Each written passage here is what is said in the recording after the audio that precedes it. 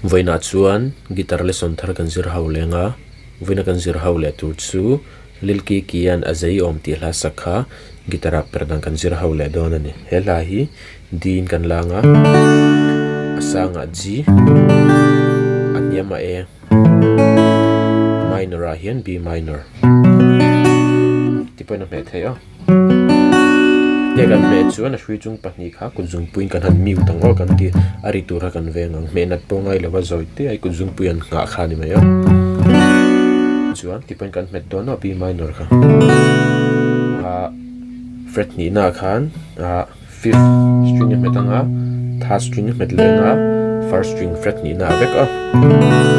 khana kan mango chuan strumming pattern hi chini thumbel om dona pasabera chuntina kalang ti khana kwal char charanga bul changin atira chuan dia fourth string open chuan noilam pang kan strum chawanga chuan kan mute ngalang kan ti top ngalang slap in ti khana chuan G a po sixth string third fret chuan noilam pang kan thai chawanga kan ti top le ngalanga ta B minor pakhat zo ka soi kha ti khana chuan A a fifth string open chuan noi kan ti rile kan slap le ngalang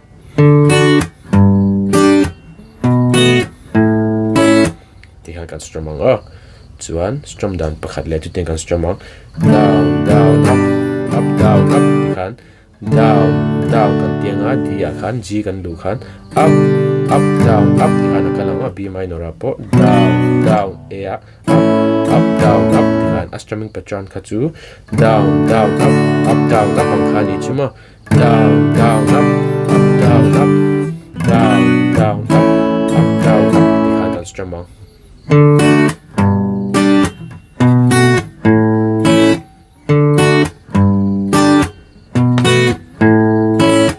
khan kami strumming pattern chin hi kha kan mangango